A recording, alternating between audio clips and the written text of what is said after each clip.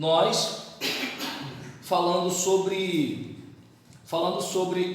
a doutrina de Deus, já falamos sobre Deus ser um ser, embora um ser tripessoal, ou seja, três pessoas são o ser da Trindade, e falamos já de Deus Pai, falamos do Deus Filho, e agora estamos falando de Deus enquanto Espírito Santo.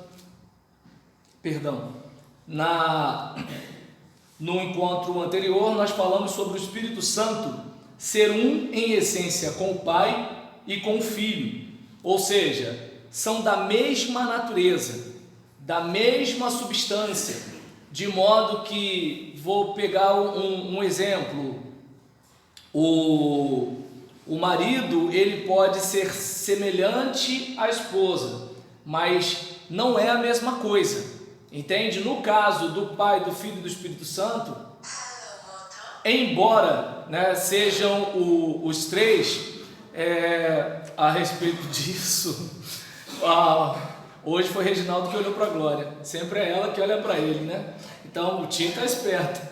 E aí, em relação a esse caso, o Espírito Santo, ele é um outro, mas da mesma natureza que Jesus. Então, assim como Jesus, ele é Deus, o Espírito Santo também é Deus, é uma pessoa divina. Falamos isso. Hoje, a gente já vai para o ponto seguinte, que fala que o Espírito Santo é o Espírito da verdade. O Espírito Santo é o Espírito da verdade. Quem pode ler, por gentileza, João capítulo 16, versículo 13. João 16, 13.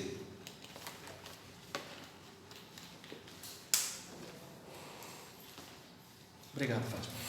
Evangelho de João, capítulo 16, versículo 13. Mas quando vier aquele Espírito... Isso mesmo, vai. Da verdade, ele vos guiará em toda a verdade, porque não falará de si mesmo, mas dirá tudo o que tiver ouvido e vos anunciará o que há de vir. Então Jesus está dizendo que virá o Espírito da verdade, e o Espírito da verdade não falará de si mesmo, mas falará daquilo que tiver ouvido. Então a gente observa aqui no Espírito Santo duas características importantes para nós aplicarmos na nossa vida. A gente observa primeiro que ele vai, em vez de falar de si mesmo, ele vai falar do que ouviu. Então, nós passamos por uma tentação muito grande de achar que nós sempre temos algo mais especial do que a outra pessoa. Eu estava conversando com uma irmã, ela é da diretoria da Convenção Brasileira, e ela estava batendo um papo comigo, porque há uma discussão na igreja dela sobre ter o pastor para o cuidado pastoral e ter um membro da igreja, ovelha, para ser o presidente da igreja, e que há uma discussão muito grande em cima disso. E eu estava falando que o problema não é um membro da igreja ser presidente da igreja, o problema é o ego, porque o indivíduo pode não ser nem presidente da igreja e achar que ele é o Jesus da igreja, entende? E aí, por causa do ego, fica um se protegendo do outro. Então é aquele caso, um sempre acha que o outro vai trair, o outro sempre acha que o outro vai não sei o que lá, um é falso com o outro, e eu costumo dizer que é como se a gente fosse um balde cheio de caranguejo, ninguém sobe, porque quando um está subindo, o outro puxa para baixo, e o que puxa para baixo acha que vai subir, mas ele fez escola, o de trás aprendeu com ele a puxar para baixo também, e aí o que acontece? Ninguém cresce. Aí eu estava falando para ela que na prática o pastor pode ser presidente, mas se ele não estiver bem assessorado, vão atrapalhar o trabalho dele também. Então o que está em questão é a carne é o problema, né? Você pode ter uma igreja com democracia, como os batistas, você pode ter uma igreja que só o pastor decide, mas se a carne estiver no negócio, onde só o pastor decide, ele pode ser o menino mimado. Onde a igreja toda decide, o mais esperto faz a articulação e ele consegue fazer a coisa. E aí a gente olha para o Espírito Santo e a gente vê que ele não é assim. Ele não fala de si mesmo. O Espírito Santo, sendo Deus, não fala de si mesmo. Ou seja, é aquela ideia de eu estou aqui para continuar na terra o que Deus Filho começou. Eu não estou aqui para, já, por exemplo, aqui em Belfort Roxo eu não sei como é que é, mas lá de onde eu venho, né, agora eu não vou falar o nome porque o assunto que eu vou falar é complicado, né, e de onde eu venho é bom a gente não ficar falando mal de político não. Então nesse caso, lá na terra do nunca, é muito comum que saiu um prefeito, o outro entra e primeiro já muda logo a cor de tudo. Se um tinha colocado o palmeiro, o outro tira a palmeira e bota a goiabeira. Se de repente o ponto do ônibus era acrílico, aí agora coloca alumínio, aço, sei lá o que é aquele negócio, né? Tudo para quê? Tirar a memória do antecessor e reforçar a sua memória. O dinheiro público, que se dane o dinheiro público? E o uniforme na creche? Tá dando para entender? E o esgoto, e manilha? Não, porque o importante é o meu nome. Aí, a gente olha para uma situação dessa no ambiente político e a gente fica com raiva, né? Mas quando a gente, crente em Jesus, faz a mesma coisa, não é mais repugnante ainda? E a gente percebe que o Espírito Santo não é assim. Eu não vou ignorar as obras que o Filho fez. Não, eu vou dar continuidade ao que ele fez. Eu vou continuar fazendo o que ele fez. Com uma diferença, ele fazia de casa em casa, de pessoa em pessoa, e agora os pequenos cristos espalhados vão continuar o que eu comecei. Ou seja, esse era o ideal. O ideal é que Jesus, através de mim, fizesse as obras de Deus, enquanto eu estou para lá. Jesus, através da Marinese, fizesse a obra de Deus enquanto vai para outro lugar. Jesus, através do Joel, faz a obra de Deus lá não sei onde. Jesus, através do Fábio, faz a obra de Deus lá não sei onde. Isso o Espírito Santo pode fazer. Mas para isso a gente tem que estar alinhado com o Espírito Santo, para não falarmos de nós mesmos e falarmos aquilo que ouvimos dele. Então, essa característica do Espírito Santo, para mim, é de uma demonstração de humildade incrível, né? Porque a gente verifica aqui o texto dizendo: quando vier aquele, o Espírito da verdade, o do engano não. O do engano quer desfazer o que Jesus fez. O do engano quer levantar a barreira da inimizade que Jesus derrubou. O do engano, ele quer dizer que nós somos grande coisa quando a Bíblia diz que o nosso coração é mau e que nós dependemos de Deus. Então o espírito do engano, ele quer divinizar o ser humano, enquanto o espírito da verdade é aquele que quer ajudar a gente a ser mais parecido com Jesus, que era aquele que abriu mão da sua glória e desceu. O espírito do engano já é diferente, é aquele do tipo: por que eu estou aqui se eu sou melhor do que o Paulo? Eu vou subir, mas lá só cabe o Paulo, eu puxo o Paulo, entende? Então a gente olha para cá e percebe que o Espírito da verdade vai nos guiar em toda a verdade. E o problema da verdade é que a verdade constrange. É aquele caso, por exemplo, eu lembro o pastor John de Parque Interlândia, até hoje ele tem mágoa de mim por causa disso. Ele chegou para mim, ele era seminarista ainda, ele falou: sua igreja faz evangelismo? Eu falei: faz, mas faz evangelismo de verdade. Ele: como assim? Vem comigo que você vai ver. E aí o que acontece? No domingo que ele veio, eu tinha levado a igreja, a gente ia na casa de um portador de problemas mentais, de transtornos mentais, que vivia na casa de uma tia que era cega e que tinha os netos moravam lá e a filha, eu acho que geria a pensão dela, entende? E aí o que acontece? Imagina, O velho sem estar cego, né? Já corre risco com a pensão. O velho cego, né? Aí ainda tinha a situação que é a velha cega, o irmão dela, né? É portador de transtorno mental. Ninguém vai dar crédito pro cara. E aí nisso tem a filha que vai lá, né? Faz uns negocinhos e mete o pé e tal. E acaba daquele jeito. Aí a gente foi lá, porque ele vivia pedindo dinheiro sempre que eu ia no cemitério. Aí ele pedia alguma coisa, onde você mora? Aí eu fui à casa dele. Quando eu fui à casa dele, aí eu voltei para a igreja trazendo problema, né, gente? Aí nesse caso a gente foi para lá, e quando a gente foi para lá, pastor John estava de suéter, gravata por baixo do suéter. Aquele pastor de bermuda que vocês viram aqui, isso aí é igreja que faz isso com o pastor. Parece doido, né? Mas ele não era assim, não. Ele dirigia culto de terno. Então aí chega de suéter, gravatinha, calça social, sapato invernizado. Quando a gente chega na casa, aí a gente vai arrastar o sofá, sai um monte de camundongo. Aí a gente vai tirar os móveis da cozinha, aí tá o chão assim, tapado de barata. Então assim, foi um evangelismo diferente. E até a cara que a Rosinha nem viu, e olha a cara que a Rosinha está fazendo, entende? E era engraçado que o pessoal estava lá tranquilo, sentado no sofá, e o sofá com o rato. Havia uma negociação.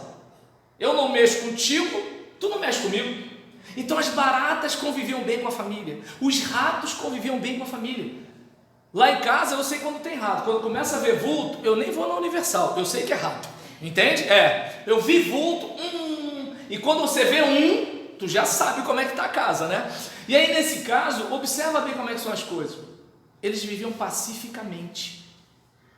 Mas quando a gente chegou lá para fazer a faxina, a casa ficou pior do que estava. Por quê? Os bichos não queriam perder aquela casa. A lacraia não queria perder aquela casa. A barata não queria perder aquela casa. O rato não queria perder aquela casa. Então a verdade faz isso. A verdade pode libertar, mas ela também constrange, porque você tem contato com quem você é de verdade. Então o Espírito da verdade é aquele que nos guia em toda a verdade. E o que faz muitas vezes eu julgar você ou eu me achar melhor do que você? Eu estou enganado na escuridão do meu pensamento. Porque se o Espírito da verdade me iluminar, eu percebo as baratas e os ratos que eu tenho que tirar. E quando eu percebo que tem barata e rato para tirar, eu vejo que eu não sou melhor do que você. E eu começo a orar mais por você do que julgar você. Então, a gente, por exemplo, observa que o Espírito da verdade vos guiará em toda a verdade. Roberlan, eu amo você, mas você tem esse problema. Roberlan, eu amo você, mas você precisa corrigir isso. Roberlan, eu amo você e tal. O Espírito do engano não faz isso comigo. O Espírito do engano faz assim: olha como é que a Fátima é, olha como é que a Dirce é, olha como é que o Jurandir é, olha como é que a Teresa é. Porque o Espírito do engano quer que eu continue me achando melhor. O Espírito do engano quer que eu continue convivendo pacificamente com os ratos e as baratas. Mas o Espírito da verdade diz: você precisa tomar banho, você precisa escovar os dentes, você está fedendo. Então a coisa é mais ou menos assim. E aí diz aqui, em toda a verdade, porque não falará de si mesmo. O Espírito fala com a gente daquilo que a revelação já está dizendo para nós, e ele vai estar lembrando a gente, mas dirá tudo o que tiver ouvido. Ou seja, ele não vai falar assim: ó, eu trouxe uma mensagem nova para você aí, Roberlan. Não. Jesus quer isso, Jesus quer isso, Jesus quer isso. E quando der tudo certo, não traga a glória para si, porque eu que estou agindo em você, quero glorificar o Filho. Entende a situação? Então você percebe que o Espírito Santo ele não quer glória nem para si. A glória que ele dá por tudo que acontece é ao Filho. E a gente muitas vezes quer de alguma forma indiretamente dizer que a gente é melhor do que os outros. A gente é modo de falar porque vocês não são maus igual a mim, né? Mas eu sou desse jeito e eu preciso ser tratado. E aqui, continuando, né, as referências bíblicas, João 14,17, o que diz? A saber, o Espírito da verdade, o qual o mundo não pode receber, porque não o vê nem o conhece. Mas vós o conheceis, porque ele habita convosco e estará em vós. Não sei se você percebe que, digamos, às vezes, a gente quer que o mundo entenda algumas coisas que a gente acredita e não vão entender porque a atuação espiritual é outra. Vou dar um exemplo. Você, como crente, pode estar super consagrado, mas o Espírito que está em você sabe que tem alguma coisa que você precisa melhorar e ele vai falar com você. Os filhos da obediência já são comandados por um outro espírito. Estão fazendo tudo quanto é coisa que não presta, mas acham que são livres, acham que são corretos, acham que eles sim estão na vanguarda da humanidade. Não sei se dá para observar. É aquele caso em que, se você quer parar de beber, a pessoa, lá, viveu a vida toda enchendo a cara, agora que é crente parou de beber. Na cabeça das outras pessoas, ser autêntico é encher a cara, porque isso é honestidade. Na cabeça do crente que recebeu o Espírito Santo, ele até admite, eu quero continuar enchendo a cara assim, mas eu descobri que eu posso ser mais parecido com Deus se eu não encher a cara, e eu não quero mais ser aquela pessoa, eu quero ser outra. E é claro que quando a gente tem a recaída, aí junta o povo do mundo e o povo da igreja para tacar pedra na gente. Meu bom, lá. Aí nesse caso, você, desculpa gente, é o Egito, tá amarrado. Então nesse caso, olha como é que são as coisas. O indivíduo, ele teve aquela recaída, mas ele está insistindo, ele está lutando.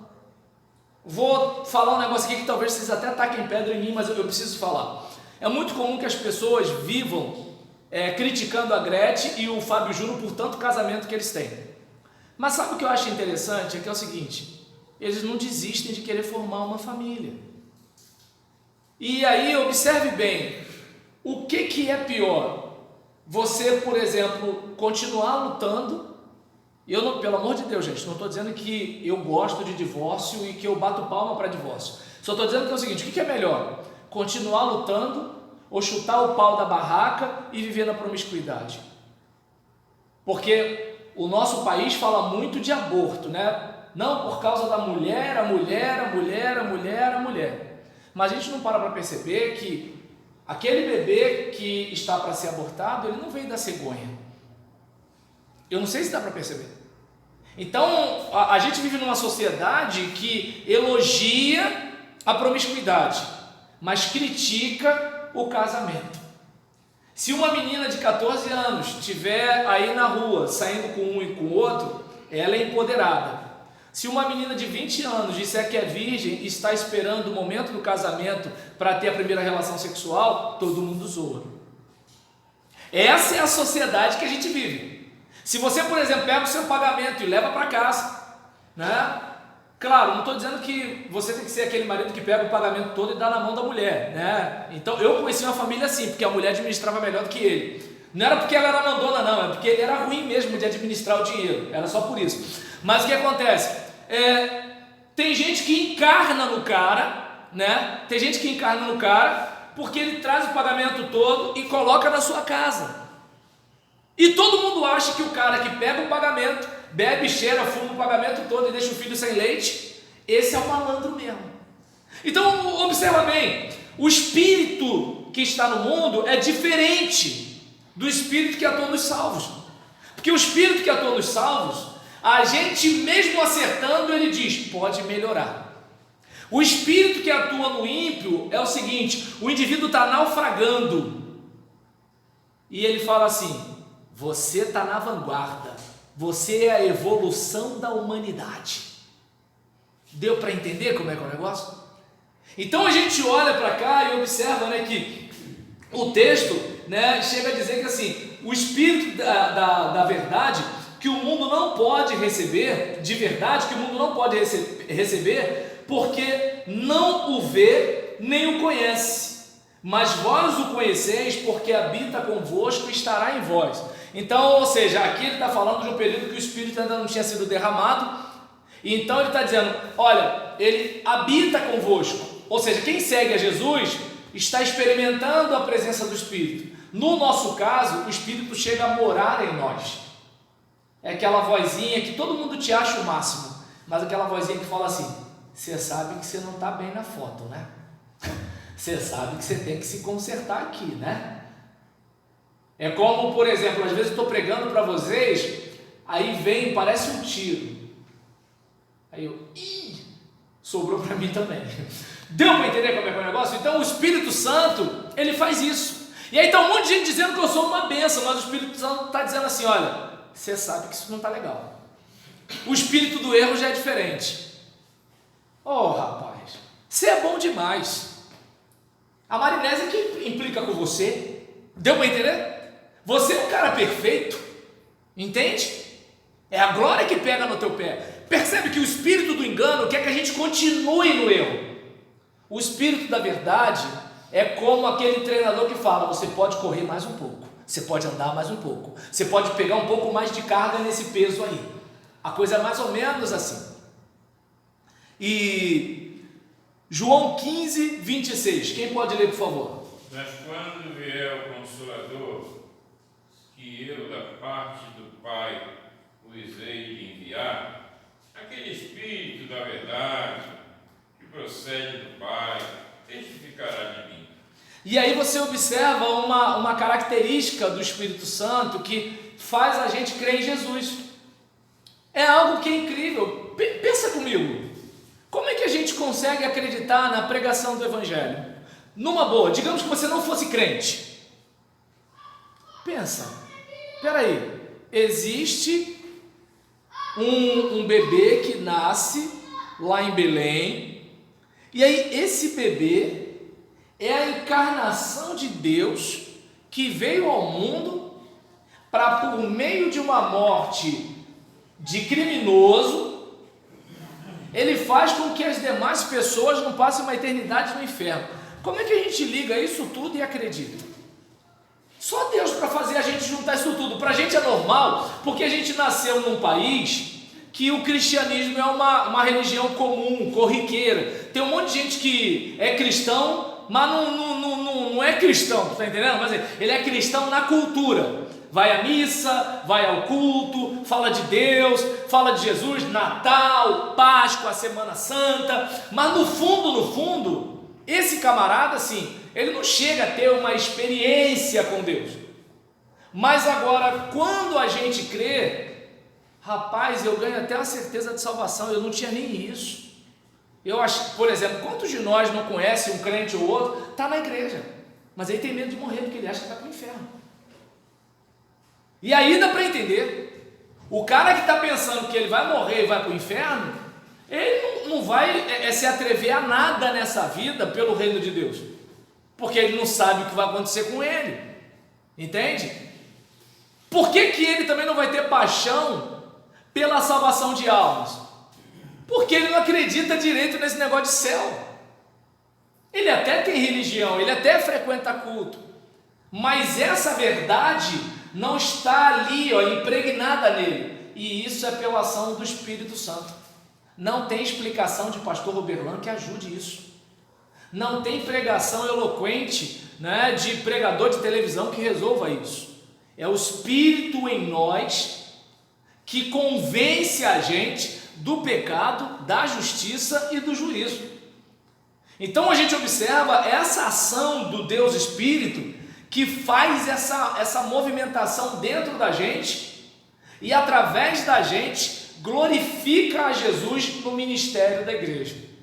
Então observe bem, né, que esse Espírito Santo, esse Deus Espírito Santo, essa terceira pessoa da Trindade é o Espírito da verdade.